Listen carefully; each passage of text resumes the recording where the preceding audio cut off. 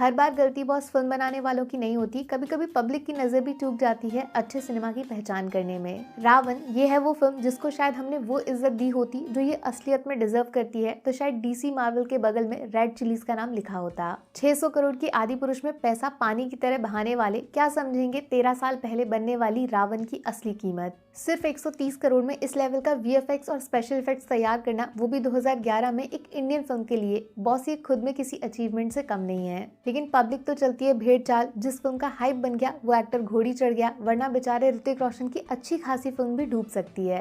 But अंग्रेजी की एक मशहूर कहावत है ना, it's not over until I win. तो भैया हार जीत का फैसला करने आपका फेवरेट देसी सुपर हीरो वापस लौट सकता है। जी हाँ, रावण पार्ट 2 जो काफी सारे फैंस के लिए सपनों जैसा है, वो कभी भी रातों रात हकीकत में बदल सकता है। ऐसी इनसाइड स्टोरीज बाहर आ रही हैं। सबसे पहले तो टेंशन वाली बात यह है कि एसआरके द बादशाह का इंतजार पब्लिक को अब अगली फिल्म का थोड़ा एक्स्ट्रा लंबा करना पड़ेगा, क्योंकि द किंग नाम से जो फिल्म प्लान हो रही थी, जिसमें शाहरुख खान अपनी बेटी सुहाना खान के साथ 2024 में सरप्राइज एंट्री मारने वाले थे, फिलहाल पता ये लगा है कि वो फिल्म शेल्व हो गई है। मतलब उसका फ्यूचर अब अंधेरे में है, शायद कभी वहां से बाहर ना निकले। इसके पीछे का रीजन द आर्चीज को बताया जा रहा है, जिसमें सुहाना की एक्टिंग स्किल्स को पब्लिक का इनविजिबल हथौड़ा जोर से पड़ा था। अब सोचो उसके तुरंत बाद एक ऐसी फिल्म में काम करना जिसमें सुहाना का कंपैरिजन डायरेक्टली एसआरके की एक्टिंग से होगा। Very very bad idea sir. बस यहीं से बॉस एक उम्मीद की किरण जाग उठी है, क्योंकि ऑन स्पेशल पब्लिक की डिमांड रावण पार्ट 2 के बारे में मेकर्स काफी सीरियसली सोच रहे हैं। अनुभव सिन्हा जिन्होंने इसका पार्ट 1 डायरेक्ट किया था, वो मानते हैं कि उनकी फिल्म को एक सेकंड चांस जरूर मिलना चाहिए।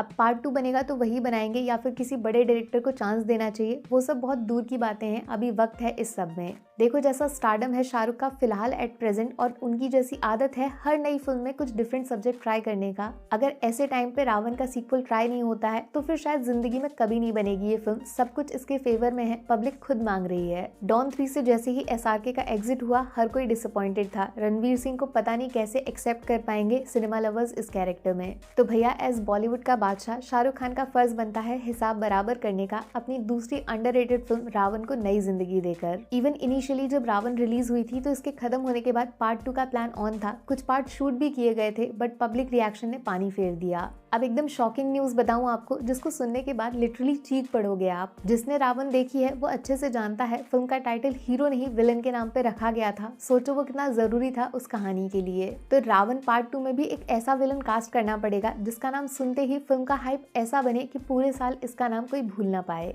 और वही हो भी सकता है, क्योंकि इनसाइड न्यूज आई है कि रेड चिलीज ने केजीएफ के बादशाह और CEO of Indian cinema rocking star Yash के साथ कुछ सीक्रेट बात करी है, और ये कंफर्म भी हुआ है कि यश को किसी फिल्म में नेगेटिव कैरेक्टर प्ले करने के लिए अप्रोच किया गया है, हीरो नहीं टोटल विलन। अब एक ही टाइम पे रावण पार्ट 2 और यश का विलन रोल के लिए सिलेक्शन, ये दोनों न्यूज एक साथ बाहर आना एकदम सही टाइम पे। भाई इतना ज्यादा कोइंसिडेंस कैसे हो सकता है? दाल में वाकई कुछ काला है या फिर पूरी की पूरी दाल ही काली है, मुझे नहीं पता। लेकिन एज सच्ची सिनेमा लवर मैं दिल से चाहती हूँ बॉलीवुड में ब्रह्मास्त्र जैसे और भी एक्सपेरिमेंट्स ट्राई किए जाने चाहिए। और अगर रावण पार्ट 2 का नाम इस लिस्ट में जुड़ जाता है तो यकीन मानिए जो पिछले 13 साल में हमने खोया है वो सिर्फ 13 दिन में बराबर कर देंगे एसआरके। बोलो भाई, रावण का सीक्वल वाला आइडिया, वो भी Shahrukh Khan as hero and Rocky भाई एज डेडली खतरनाक विलन, ग्रीन लाइट या रेड लाइट, जल्दी बताओ। बाकी थोड़ा सा इंतजार करिए, मिलती हूँ आपसे अगले वीडियो में। Take care, bye bye.